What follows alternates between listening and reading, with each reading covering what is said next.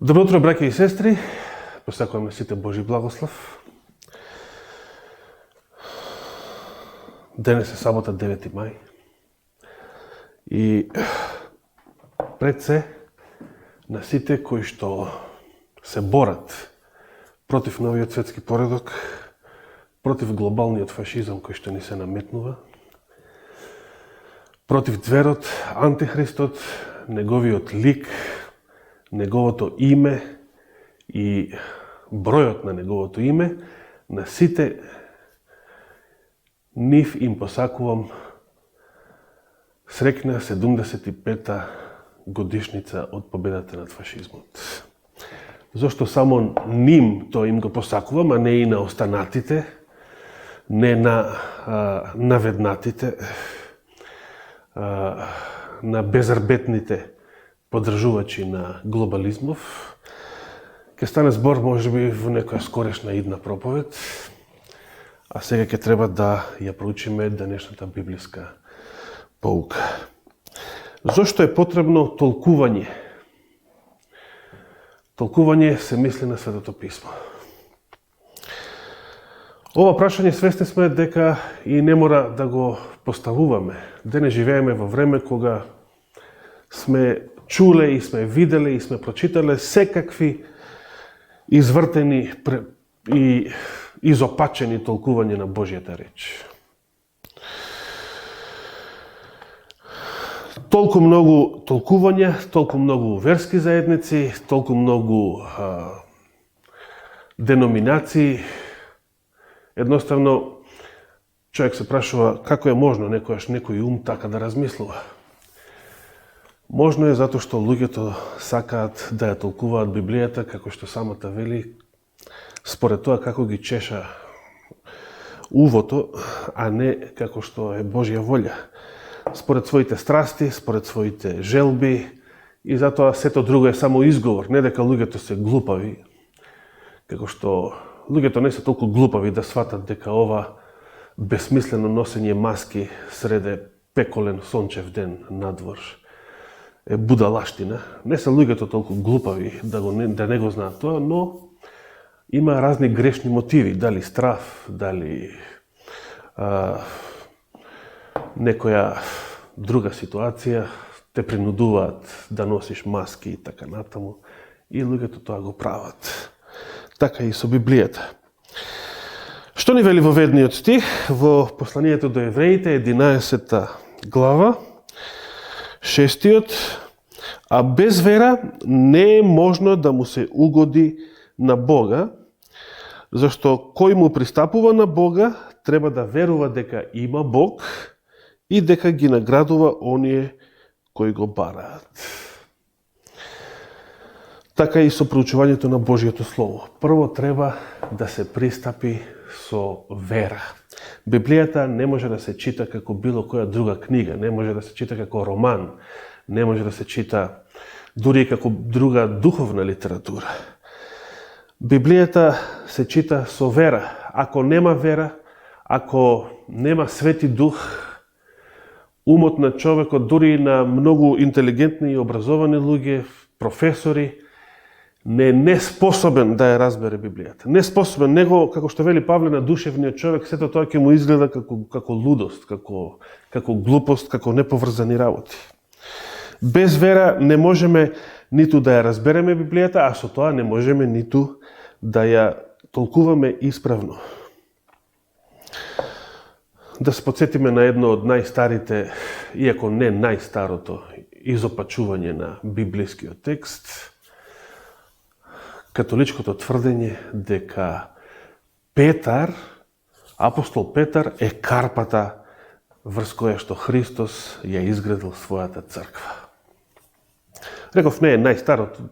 Аријанската ерест, например, која го одрекува Христовото божество, е постара, многу постара ерес и од тоа, а и ден денес постои. Најрепрезентативни нејзини представници се Јеховините сведоци, например.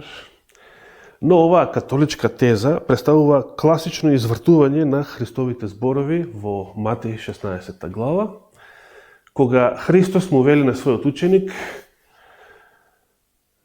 Блажен си ти, Симоне, сине Јонин, бидејќи тело и крв не ти го кажаа тоа, имено вистината дека Христос е Божиот син, синот на живиот Бог, тоа што Петар го исповедал, туку мојот Отец кој е на небесата. Значи, човечкиот ум не може да ја свати, не може да ја открие сам по себе ова голема и славна вистина ако Светиот Дух не му ја открие.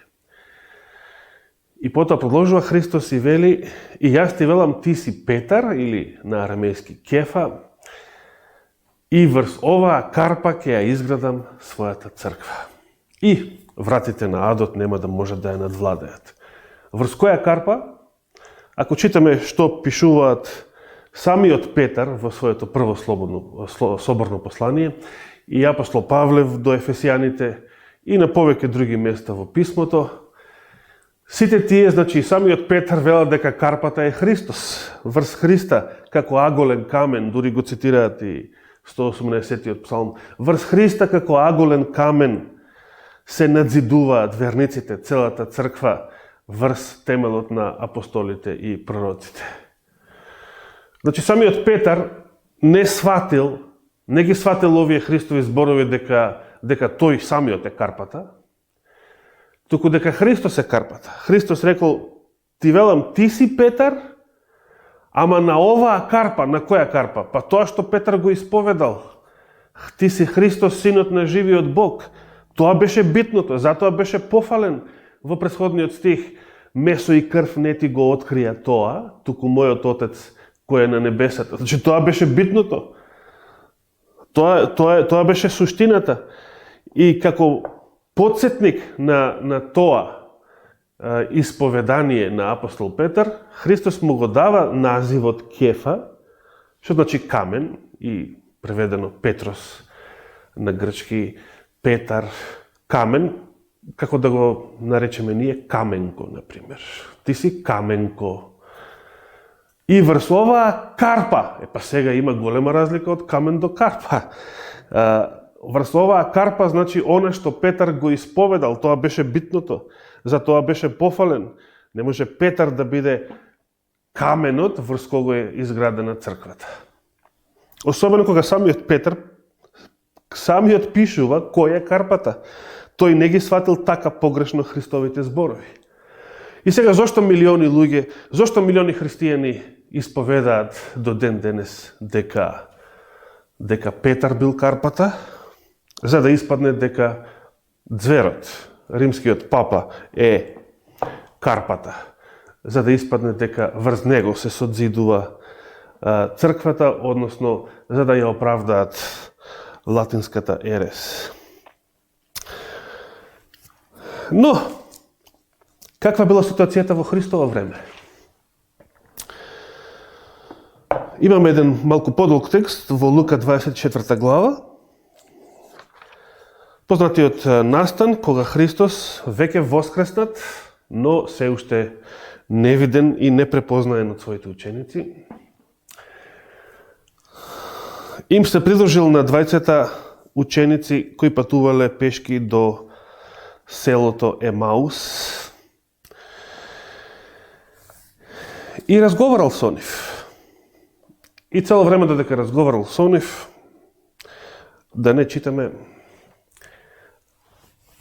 тие мислеа дека имаат работа со некој странец, со некој гостин, со некој аџија, што би рекле денес, кој што го посетил Ерусалим за време на Пасха, на таа судбоносна Пасха. И сега се враќал како и останатите, после празникот се враќал, го напуштал Ерусалим и одел на кај дома. Зошто Христос не им се открил? На учениците веднаш знаеме. Самиот тој сакал прво да го разберат писмото. И самите Христови ученици имале погрешно толкување на писмото. Погрешно толкување за тоа кој е Месија, кој треба да биде Месија, каков ќе биде Месија и така натаму, какво ќе биде неговото дело. Погрешно толкување, особено кога Христос веќе бил распнат, толку грубо и сурово понижен и убиен од страна на римските власти и предаден од Синедрионот од целата еврејска црква. Учениците многу логично скршени, разочарани, обесхрабрени, се откажале од било каква вера, од било каква надеж дека овој Исус од Назарет бил вистинскиот Месија. Зошто? Затоа што погрешно толкување на писмото. Затоа што според нив, според еврејскиот ум во тоа време, спротивно на зборовите на Исаија од 53 глава, според еврејскиот ум во тоа време, според умот на еврејските теолози, книжевници, рабини и така натаму, Месија е некој кој што не може да страда, не може да биде убиен, не може да биде така понижен и осрамотен. Тој може да биде само величенствен и славен крал, кој што ќе го прослави и целиот Израел. Тоа било погрешно толкување. И тоа е проблем за голем број евреи до ден денес. Но тоа било проблем и за Христовите ученици.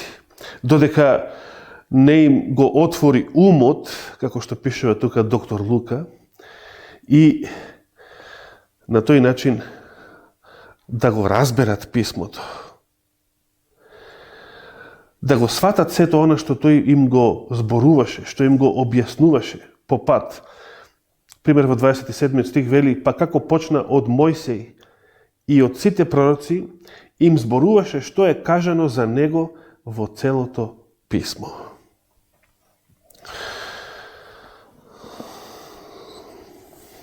Од Мојсеја и сите пророци Христос им зборуваше за она што е напишано за него во писмото, за она што Месија требаше да направи. А најважното дело на Месија беше неговата смрт, неговата откупителна смрт. Најавена не само во времето на Мојсей, туку најавена уште на нашите прародители Адам и Ева, кога сгрешија и кога Господ тогаш им вети спасител, некој што ќе дојде да го откупи нивниот грев, некој што ќе дојде да пострада наместо нив, да пострада со втората смрт, со казната за гревот, да ги плати сите наши беззаконија. Зборот толкување најнапред го подразбирало преведувањето на библискиот текст од еден јазик на друг. Тоа е затоа што староеврејскиот јазик, на кој што биле запишани повеќето старозаветни книги, веќе бил неразберлив за евреите од Христово време. Исто така голем број на елинисти кои што не ни зборувале ниту арамејски, го зборувале македонскиот или општиот дијалект на старогрчкиот јазик. Ја имале Библијата, Септуагинтата преведена на тој јазик. Тие ниту арамејски не зборувале, а камоли староеврејски. Но сетите списи си биле запишани на староеврејскиот јазик и морало да се толкуваат, односно да се преведуваат. Така и употребен зборот толкувач, например, кога апостол Павле зборува за духовните дарови во посланието до Коринќаните во 12 глава, па таму, ако се сеќавате, ги укорува оние кои што, имајки лажен дар на јазици, како и мнозина денешни христијани, евангелици претежно, истапувале напред пред собранието на верните, зборувале на непознат јазик, а немало толкувач. Апостол Павле повикува да има толкувач кога се зборува за некој непознат јазик или јазик кој што е непознат за повеќето верници. Од тука настанал зборот херменевтика, бидејќи херменево значи токму тоа, толкувам, толкување, и првобитно, како што реков, се однесувало на преведувањето од стариот непознат на современиот јазик на кој што зборувале повеќето верници и повеќето народ во новозаветни времиња. Во новозаветни времиња луѓето исто така, знаеме, биле народи кои што потеклувале и од различна култура, имале различна културна позадина, луѓе кои што немале исти сваќања и исти погледи кон животот и општеството, туку си ги носеле своите наследени сваќања, убедувања, навики, традиции и така натаму, и сето тоа на некој начин влијаело и врз нивното толкување на Библијата. Имаме, например, во врска со Библијата и културата, еден друг познат текст во Делата апостолски 17 глава, од 16 до 32 стих. Јас би сакал да го прочитаме овој текст. Дела 17 глава, од 16 до 32 стих. Апостол Павле се наоѓа во Атина, центарот на древната човечка филозофија. Постоеле повеќе разни филозофски школи во античко време. И апостол Павле бил запознат со сите тие филозофски школи, односно со нивните учења, бидејќи како богат и учен евреин од Тарс, значи од диаспората, бил научен и од сета човечка мудрост и од она што го проповедали и поучувале незнабожечките филозофи. И сето тоа го знаел, го разбирал. Меѓутоа, и самиот подоцна го нарекува сето тоа трици во споредба со преславното откровение и вредноста на Исуса Христа во животот на човекот. Но апостол Павле посакал на атињаните да им се приближи во тој контекст, на тој начин, преку нивната култура. Дори цитира еден старогрчки атински поет во тоа време, кога вели дека во Господа, во кого дишеме, постоиме и сме. Значи ги цитира зборовите на тој антички поет. Иако тој поет тие зборови ги напишал во чест на богот Зевс. Но апостол Павле ги цитира и ги применува на вистинскиот Бог, на Творецот на небото и земјата. Да почнеме да читаме од 16 стих. И додека ги чекаше нив во Атина, духот на Павле се вознемируваше. Гледајќи го градот полн со идоли. И денес е некој таков во старата чаршија во Атина, под Акропол и Ареопаг. Се продаваат се уште тие статуетки. Сите пагански идоли од античко време. И тој расправаше во синагогата со јудејците и побожните, се мисли на побожните, на странците кои што не биле евреи, кои што биле елини или припадници на некој друг народ, необрезани, но биле привлечени од еврејската религија, биле привлечени од вистината за единствениот Бог, Творец. И затоа тие веќе почнувале и пред да дојде некој апостол во нивното место да ја проповеда новозаветната наука, тие веќе секоја сабота ги посетувале еврејските синагоги и таму го прославувале единствениот Бог. И секој ден на плоштадот, не само во синагогите, се расправаше апостол Павле со оние што ќе ги сретнеше. Значи, со сите луѓе што ќе ги сретнеше, фаќаше муабет, така да речеме, веднаш на тема која што ќе му овозможи на тие луѓе да им ја открие вистината, Евангелието, спасението во Исуса Христа. И 18 стих вели, а некои епикурејски и стоички филозофии почнаа да се препираат со него. Едни велеа, што сака да каже овој празнословец?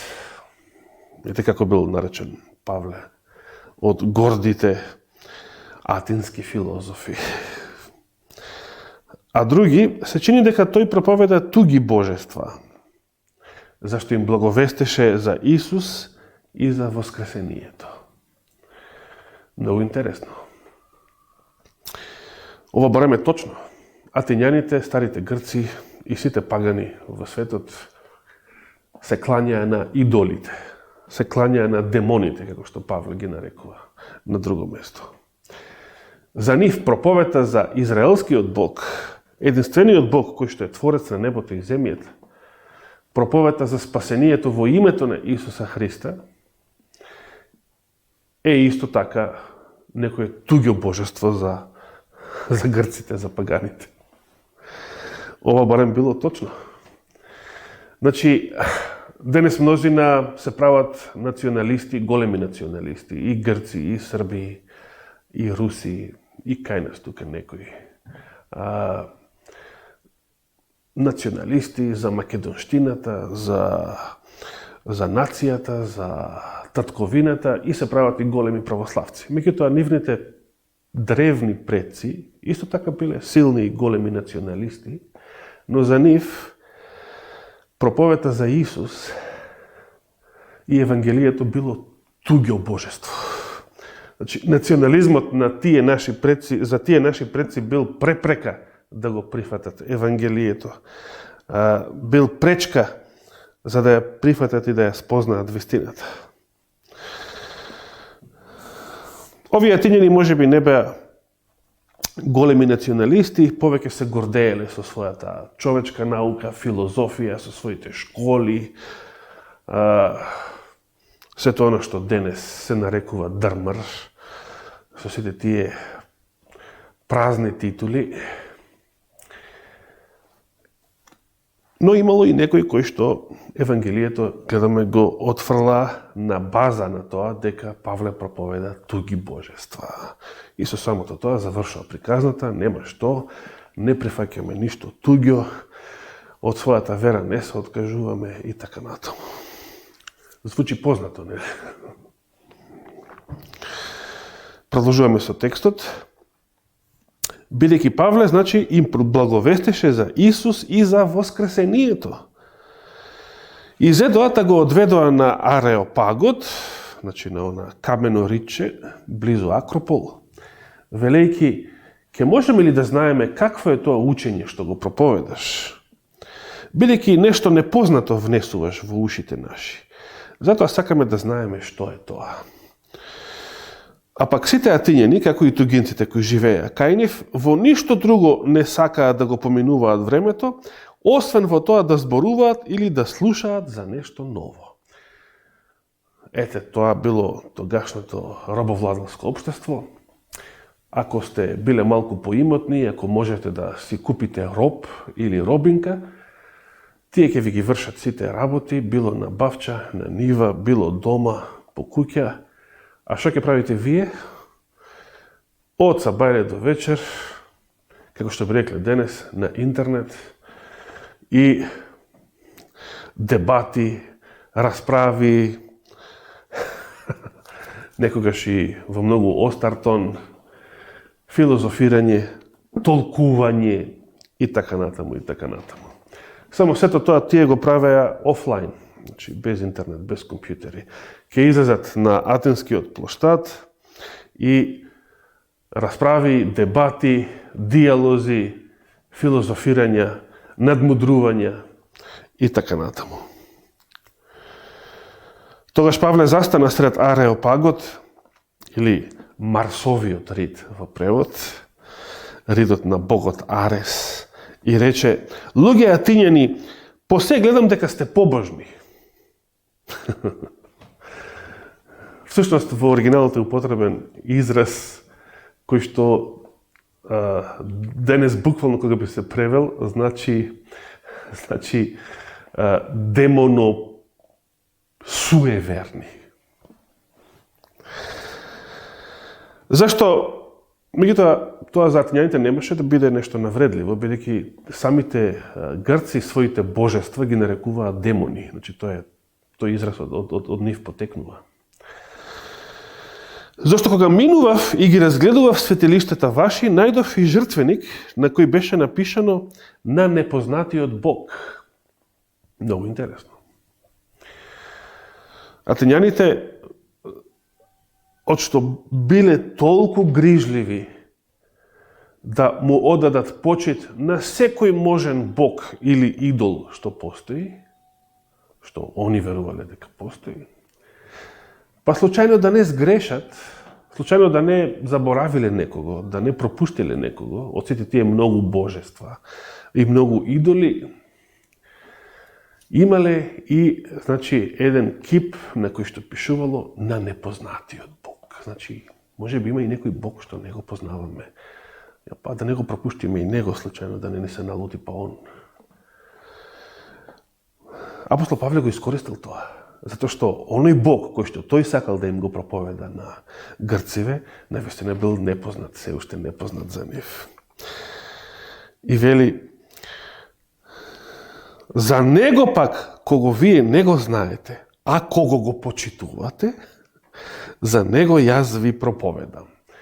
Видите каков обид прави да им се додвори на нивен терен. Еве, ја ќе ви зборувам за еден непознат Бог, навистина, за вас туг и непознат, како што рековте, но вие го почитувате, имате и за него едно кипче на кој што самите сте напишале на непознатиот Бог.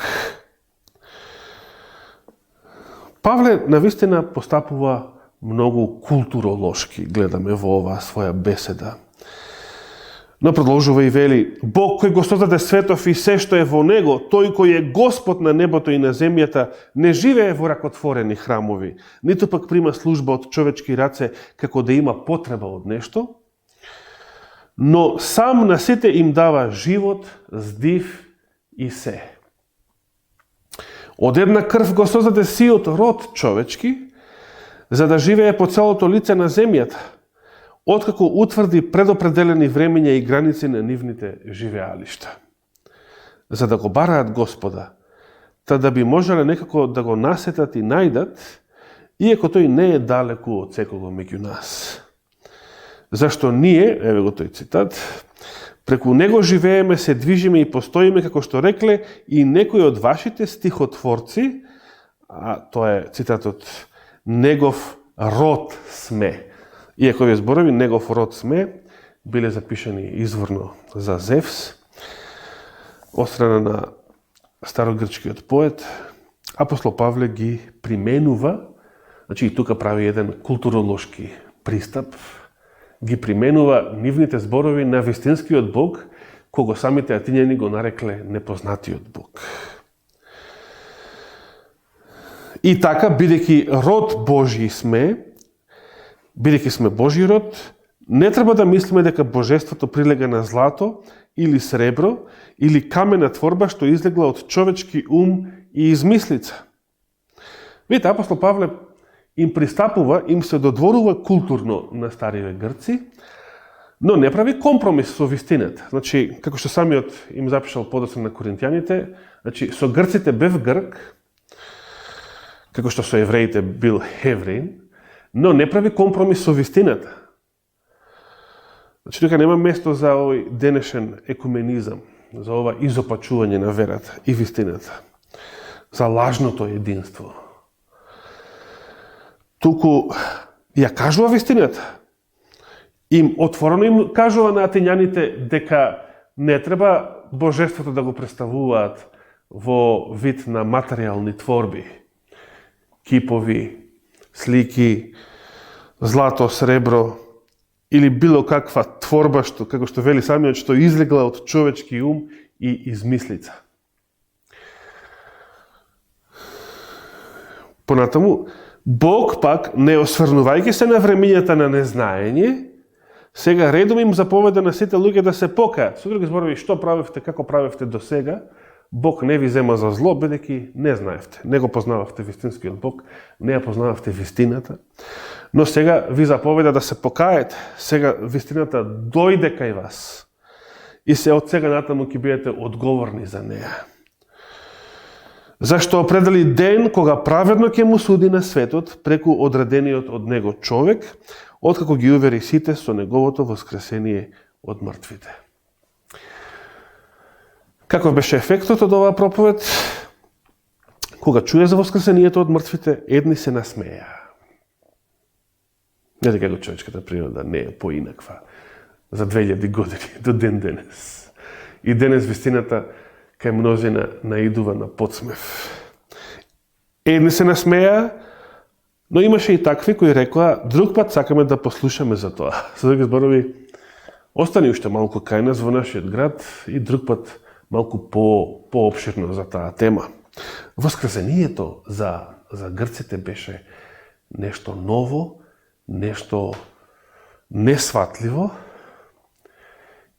и нешто што тие самите претходно го нема во своето учење. Значи, од многу пагански народи, но и од грците, најмногу од древните грци потекнува безсмртноста на душата, платонизмот, например. Значи, телото кога умира се распаѓа, но човекот продолжува да живее само како дух, само како душа, и тие воопшто не зборуваат, воопшто немале поим за воскресението на телото, за ново тело. И тоа е она радосна вест на христијанството, воскресението на тело. Што ми вреди мене ако сега мајка ми или татко ми се некои безтелесни духови некаде, кога не можам да ги видам, не можам сега да ги прегрнам, да ги бакнам, како што тоа го правев пред тоа. Радостната вест е тоа, воскресението на телото. Новиот физички живот, кога Господ ќе дојде во сила и слава на крајот од историјата. Но за грците и тоа било чудно, за некои соблазнително, во секој случај непознато. 33 стих вели дека Павле си отиде од нив, иако имаше и такви кои што се присоединија кон него и поверуваа и станаа верници на првата атинска црква. Меѓу нив беше Диониси Ареопагит и една жена по име Дамара, а и други со нив. Имал Павле успех некаков во своето мисионско дело и во овој град, но сепак Атина останува во неговите списи и во новозаветните списи воопшто како нешто што можело да се нарече само неуспех во однос на мисионските дела што ги извршил со Божи благослов на други места каде што основал цркви. Па дури и во грчкиот свет, значи Коринт бил во најголемата и најзначајната црква во тој регион, во римската провинција Ахаја. Не била Атина, не настанала голема христијанска црква во Атина, во центарот на филозофијата и човечката наука.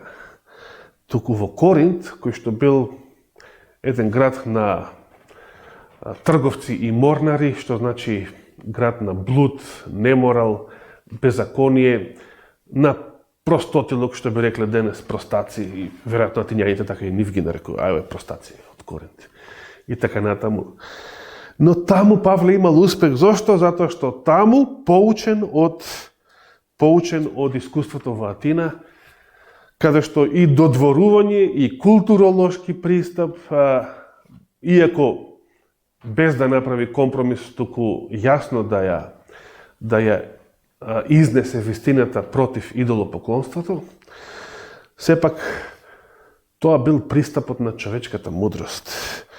Во Коринт го проповедал Христа и тоа распнатиот, и таму лежала, таму се криела силата на Евангелието, успехот за неговата мисија во Ахаја, како и на многу други места, каде што основал цркви во првиот век. Како што реков на почеток, причината зашто луѓето имаат погрешни толкување на Библијата е не затоа што се глупави и затоа што не разбираат, не се толку интелигентни, туку е нивната, односно нашата грешна и падната природа. Кога луѓето си бараат изговор за гревот, или не им се допаѓа вистината, или не сакаат промена во нивниот начин на живот, тогаш е лесно да се залепат за некоја ерес или да го извртат писмото и да направат на тој начин некое ново лажно учење или едноставно погрешно толкување на Библијата и така натаму. Имаме за тоа пример во одсекот од среда и во два текста, пократки текстови во Евангелието по Јован. Ке отвориме најнапред во 9 глава. Јован 9 глава од 39 до 41 стих. Евангелие според Јован, 9 глава, од 39 до 41 стих.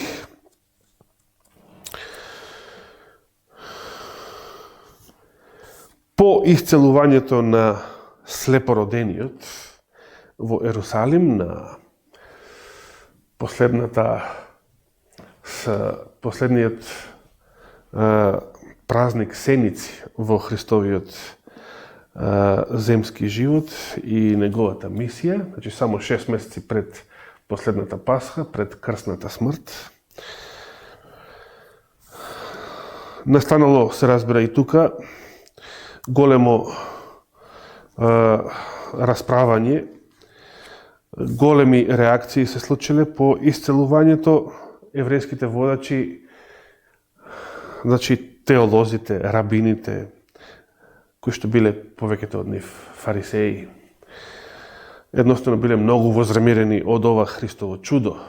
Христос го исцелил слепородениот и во својата гордост го отфрлија самиот исцелениот, значи кога тој им посведочи за Христа, за неговата сила, за Божјата надприродна сила која што го исцелила.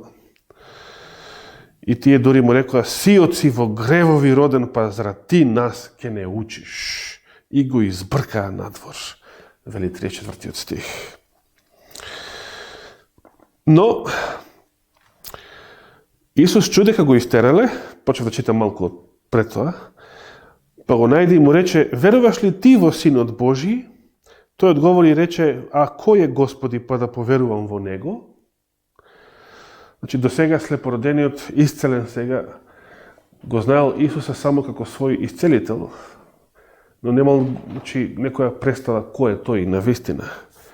Најдобро може би што можел да помисли дека се работи за некој верен Божји човек, за некој израелец кој што е можеби и пророк, можеби и светец и така натаму, но во секој случај човек како и останатите. Исус го прашува: веруваш ли ти во Синот Божји? Сега сакал на овој човек да му ја представи вистината за божествената природа на Исуса Христа. Значи, да свати, да научи исцелениот нешто повеќе. А тој одговори и рече: а кој е Господи, па да поверувам во него? Кој е тој? Кој е тој Син Божи? Исус му рече: си го видел, токму оној е кој зборува со тебе. А тој рече: верувам, Господи, и му се поклони. Ете еден израелец да му се поклониш на друг кој што навидом изгледа само како човек од надвор. Тоа е голема работа. Значи, исцелениот сватил дека Христос е Син Божи, со тоа сватил дека тој е Бог и дека и затоа и му се поклонил. Исус се разбира него укорува што му се поклонил. Не реагира како Петар со Корнели или како ангелот во Откровението со апостол Јован. Исус ја прима таа таква чест, нему да му се поклониш, бидејќи навистина е Божи син, бидејќи навистина е Бог по природа, навистина е божество. И рече Исус, за суд дојдов јас во овој свет, за да прогледаат слепите, а оние што гледаат да ослепат или да станат слепи. Тоа е и трагедијата на еврејскиот народ, кој што здогледаа голема светлина кога Исус беше на земјата. Многу поголеми, пославни дела и чуда од било кога порано од историјата на старозаветните пророци. И сепак ја отфрлија, решија заради приврзаноста кон гревот, кон гордоста, кон сопствените интереси, решија да ја отфрла таа светлина. И тоа е страшно слепило кое што го држи израелскиот народ до ден денес во слепило, вели апостол Павле. Ослепеа израелците. Израелците кои што беа Божи народ, кои што гледа, ослепеа, затоа што отфрлиле толку силна, толку голема светлина пред 2000 години. Го чуе тоа некој од фарисеите што беа со него и му рекоа, зари ние сме слепи? Значи, евреите не биле глупави, многу добро разбирале што Исус сакал да каже кога кажувал некои работи. Па дури и тогаш кога некои намерно сакале да ги извртат неговите зборови, како што денес мнозина ја извртуваат Библијата. Исус им одговори, да бевте слепи, грев немаше да имате. А сега велите дека гледате, затоа и гревот ви останува. Значи, ако се фалиме со нашето знаење, ако се фалиме со нашето познавање на вистината, ако се фалиме со нашата теологија, ако се фалиме со нашите титули, дипломи и така натаму, што тоа значи? Тоа значи дека се прогласуваме себе си за по-просветлени од другите. А што ме така, значи сносиме и поголема одговорност. Ако при таква светлина грешиме, значи тогаш сме за осуда, тогаш сме во страшна состојба. Кога сме грешеле како незнабожци, како атеисти, како неверници, да, грешавме тогаш, меѓутоа Господ сето тоа го нарече време на незнаење, односно апостол Павле до Атињаните. И не повика од таа кал да се покаеме, да се очистиме и да заживееме еден нов живот. Како што јас почнав да живеам еден таков нов живот пред 28 години. Не можам да поверувам колку брзо помина 28 години од пролетта 92-та, кога започнав да го живеам тој нов, посветен живот на 18 годишна возраст. И таа година ми остана во сеќавањето како најсилната во благослови, во присуство на Свет Дух. И не само за мене, така ја доживував целата црква пред расколот. Таква и беше и таква и ќе остане во моето сеќавање. За жал, тие времења не се враќаат. За жал, одиме од полошо кон полошо, што се однесува до случувањата и во црквата, и во христијанскиот свет воопшто, и во настаните во светот воопшто. Но ние можеме поединечно во нашиот духовен живот, а и како местни цркви, можеме да се потрудиме да живееме дури и по-свето и по-благословено од било кога порано. Се разбира само со силата на Светиот Дух. Да го прочитаме вториот текст од 12 глава, 42-43 стих. Но и од началниците мнозина поверуваа, значи од еврејските водачи, членови на Синедрионот, некои од нив ги знаеме по име, Јосиф од Ариматеја и Никодим. Но, што, иако и тие поверуваа во Христа, само заради фарисеите не признаваа, за да не бидат исклучени од синагогата. Имаме ваков проблем денес? Се разбира дека имаме. И денес постојат вакви проблеми. Ке поверувам во некоја вистина, ама се срамам да ја признам јавно, ке ми исклучат од црква. Некој можеби ќе загуби плата и така натаму. Ќе загуби работа воопшто. И не мора да е во црква, значи, каде што работи можеби надвор во светот.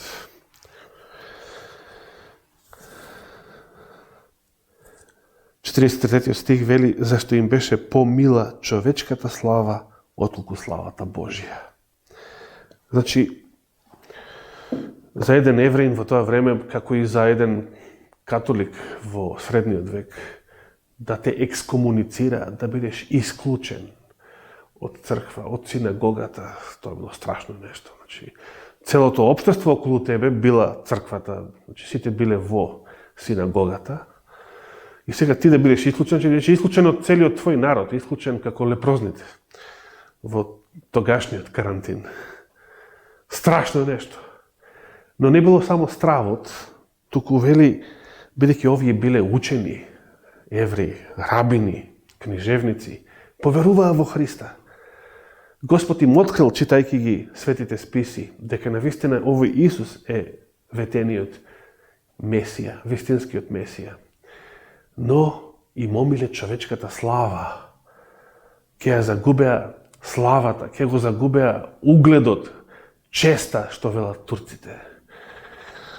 Ако станат христијани, ќе бидат намразени, ќе бидат избркани, ќе бидат омаловажени од останатите колеги, останатите професори, останатите рабини, проповедници, книжевници,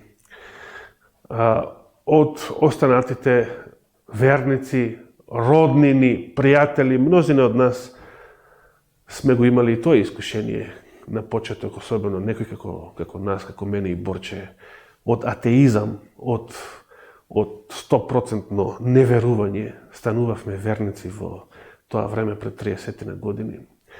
И го имавме и тој проблем. Па роднини, пријатели, братучеви, војкоми, војнами, леле, страшна работа. Тоа беше нешто неприфатливо. Татко ми се сеќа, многу бурно реагираше. Неприфатлива работа. Како се? Што е ова се? Тоа беше нешто непознато и неочекувано. И мнозина од нас требаше да ја донесеме и таа одлука. Значи, дури ако треба да останеме без семејната поддршка,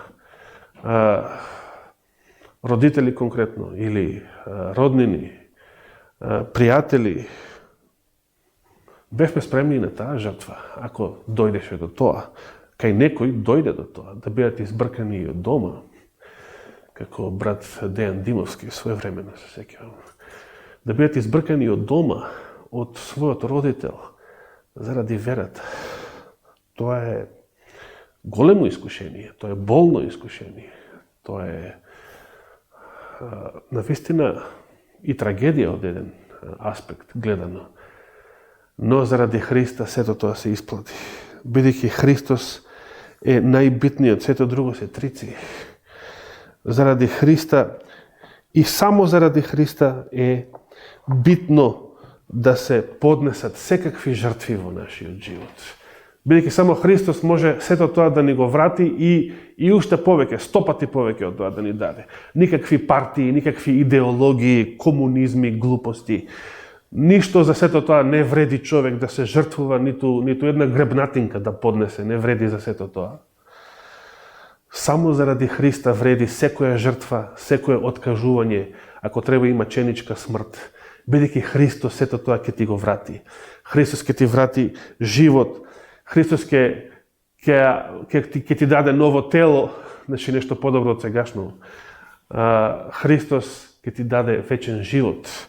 Христос ќе ти даде и 100 пати повеќе уште во овој свет, додека сме тука живи, ако сме пошле по неговиот пат, и тоа некој од нас од искуство можеме да го потврдиме дека навистина е така. И не жалиме што го оставивме атеизмот, световниот живот, световните забави, гревови и така натаму. Ништо од сето тоа не жалиме. Со еден збор на што ја го нарекувам комуњарлукот. Ништо од тоа не жалиме кога сме пошле на млади години по Христовите стапки.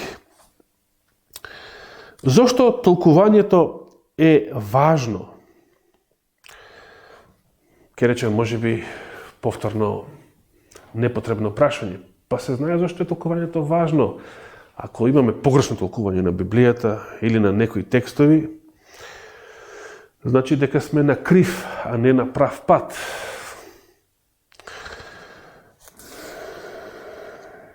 Имаме и за ова некои библиски текстови наведени во поуката.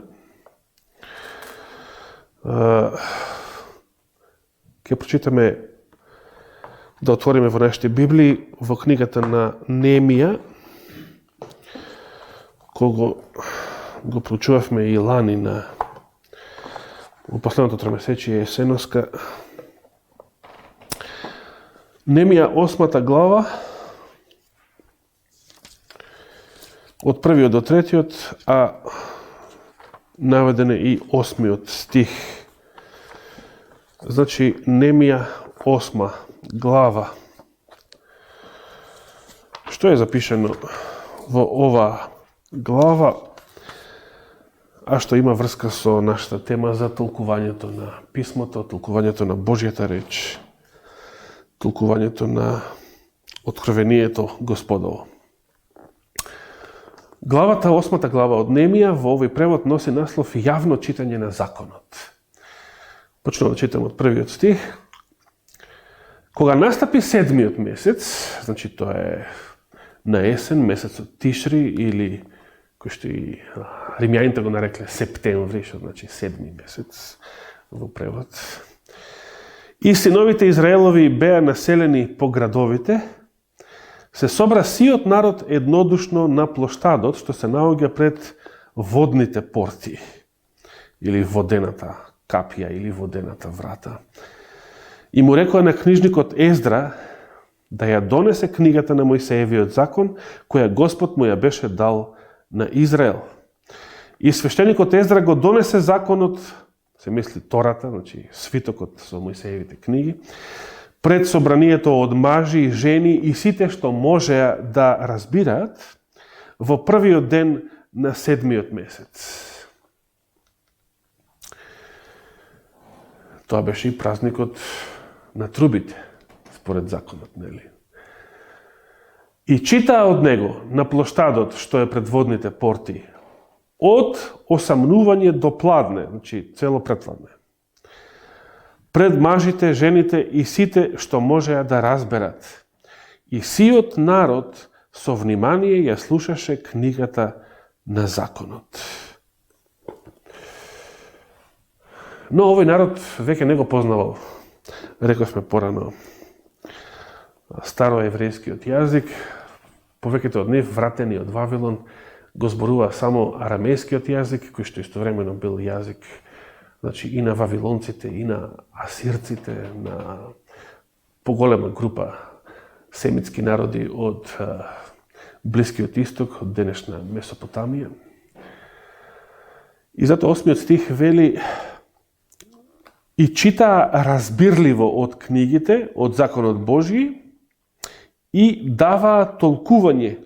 Значи, Ездра и другите книжевници требаа да го толкуваат сега законот.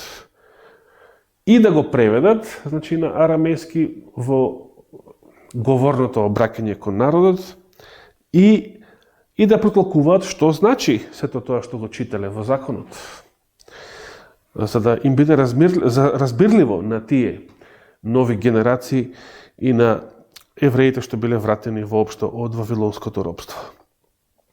И даваа толкување и народот го разбираше прочитаното. Зошто е толкувањето битно? Затоа што без толкување нема разбирање.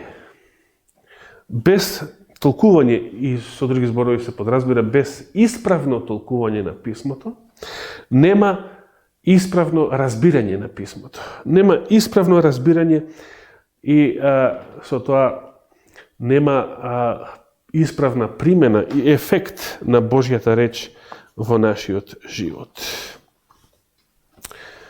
А тоа е многу важно.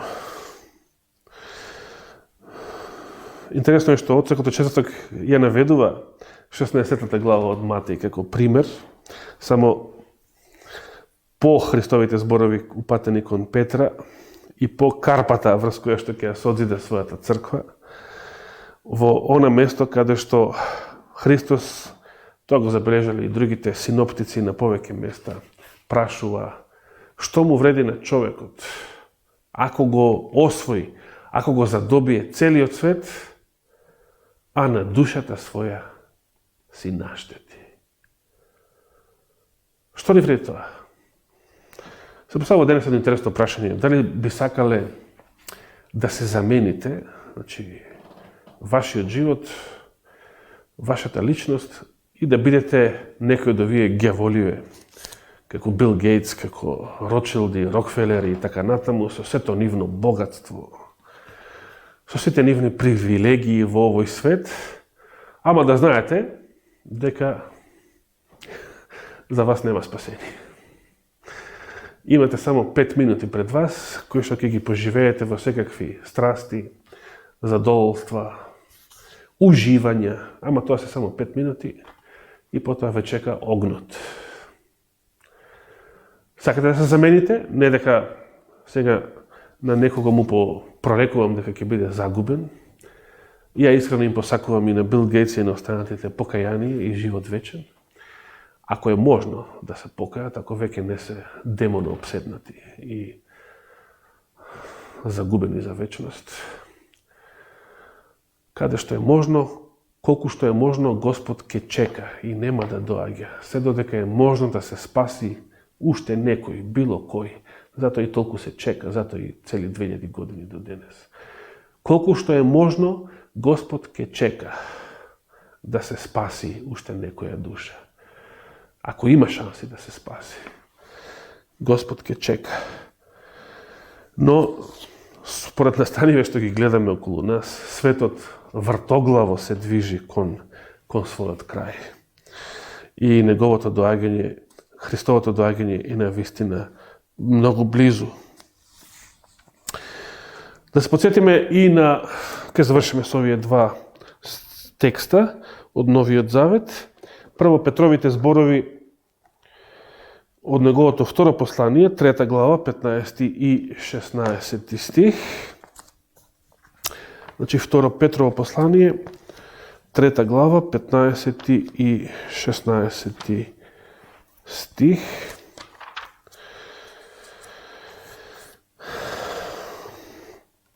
Петар им се обраќа на сите христијани, значи и нам денес, кои што го читаме неговото послание и вели: и долготрпеливоста на вашиот Господ, значи тоа што Господ чека, тоа што Господ трае, тоа што Господ се уште и ги трпи овие гнасни и големи гревови што се прават во светот и грешниците што ги прават. И долготрпеливоста на вашиот Господ сметајте ја како спасение. Значи, да, Господ чека, Господ трпи, затоа и светот продолжува да греши, и тоа се пострашно и пострашно, но тоа е и за нас спасение. Што ќе беше со нас ако Господ денес дојде? Ако денес заврши времето на милост, што ќе биде со нас? Дали сме подготвени? Дали сме спремни? Затоа долготрпеливоста на нашиот Господ да ја сметаме како спасение. И продолжува Петар и вели: како што ви напише и возлюбениот наш брат Павле, според дадената му мудрост, како што зборува за тоа и во сите своји посланија, во кои има некои работи тешки за разбирање. Што неучените и неутврдените ги изопачуваат, како и другите писма, за своја погибел. Да, навистина, токму во Павловите посланија најмногу постојат примери на извртување на Божјата реч, кога се работи особено за новозаветните списи. Бидејќи од целиот Нов Завет најмногу има Павлови посланија во него, а и Павле не бил рибар како Петар. И останатите, Павле беше рабин, Павле беше доктор по теологија, Павле беше фарисеј, Павле беше член на Синедрионот дури. Значи, од млади години тој беше еден образован ум, со широчина на умот. И Павле си дозволи нешто што мене многу ми се допагаше кога прв пат ја читев Библијата, Новиот Завет, неговите посланија, уште на 17 годишна возраст. Ми се допагаше таа широчина на умот, изразите кои што ги користи, понекогаш и понекаде играта на зборови. Сето тоа ми се допагаше, затоа што јас бев таков на некој начин, таков по природа филозофски дух. Но тука постои и опасноста, каде што се дава поголема широчина, каде што има и поголема слобода, таа да се злоупотреби, и постои опасноста мнозина да ги извртат неговите зборови, воопшто зборовите на писмото за своја погибел. Со тоа Петар ни открива зошто е навистина потребно толкувањето, затоа што ако погрешно го толкуваме словото, можеме да ја загубиме душата, вечниот живот, односно сето тоа да ни биде за погибел.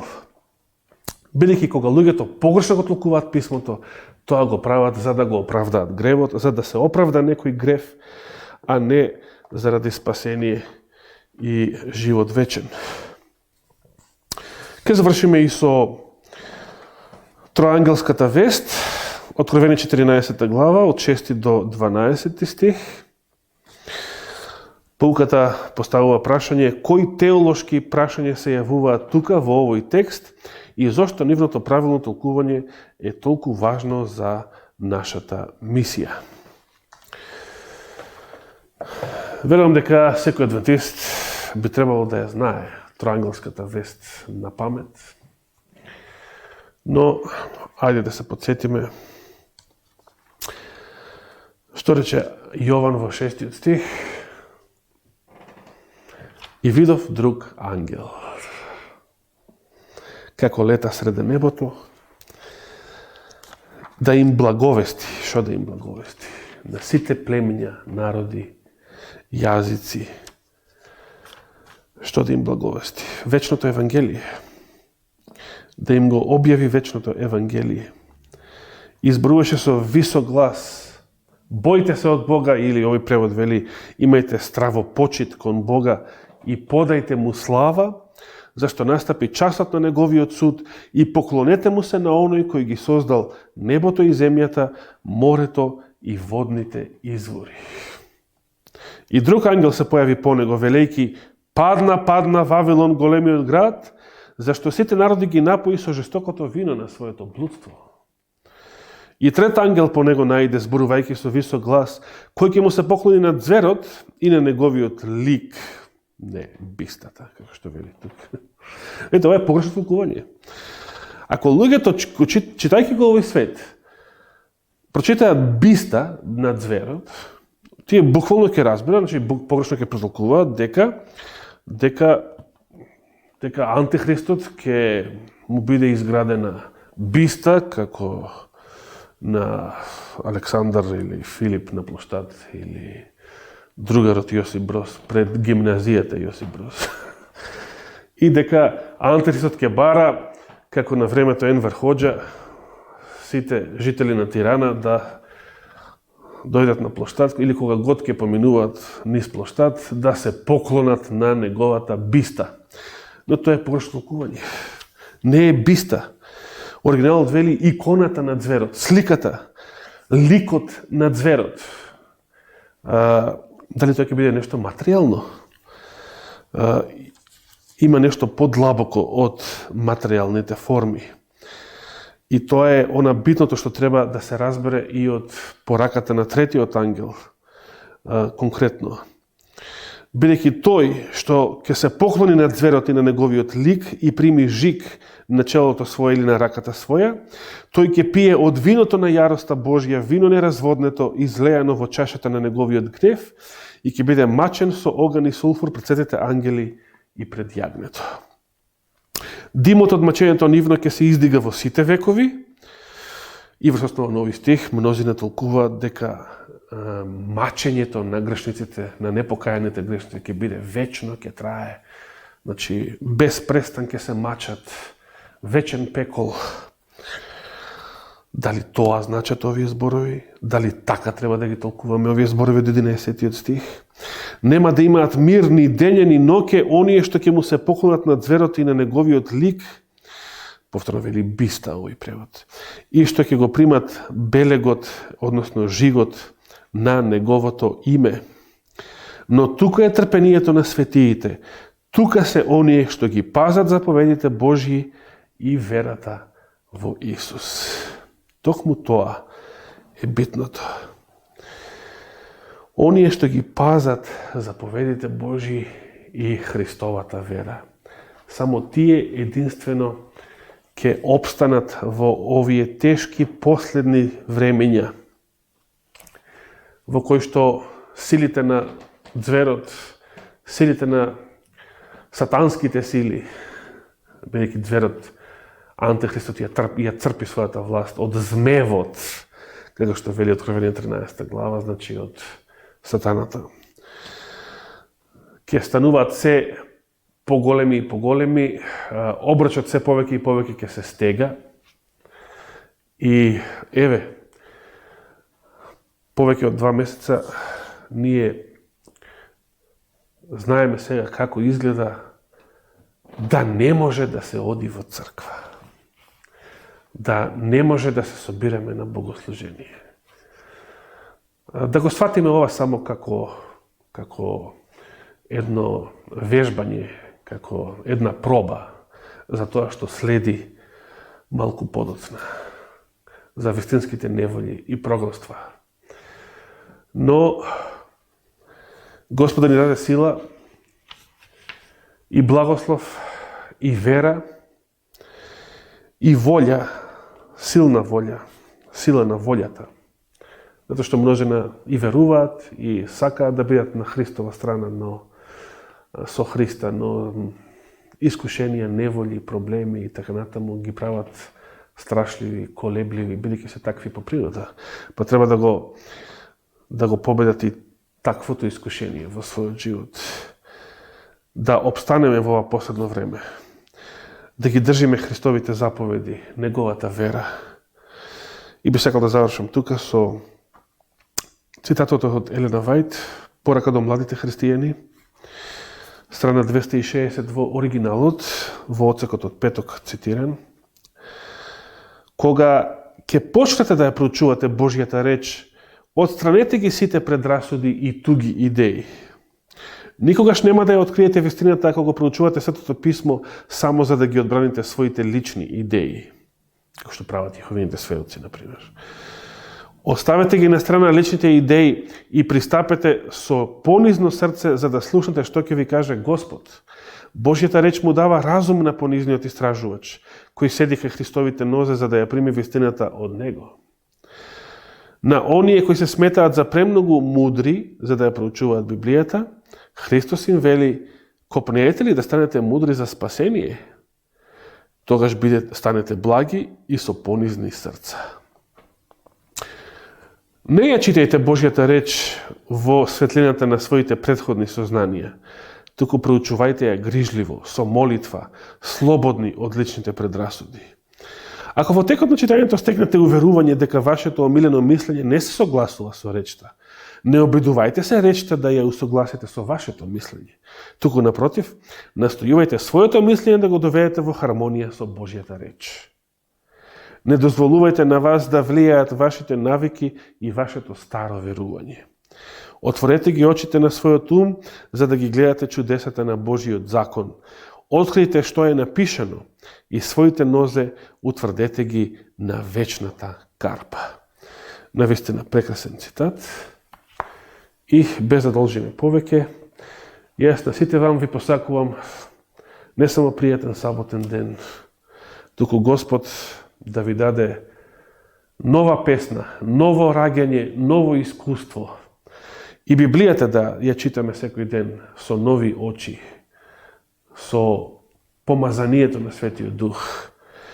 И на тој начин да зачекориме во следниве денови кои што ни престојат, неизвестни за сите нас како и за целиот свет.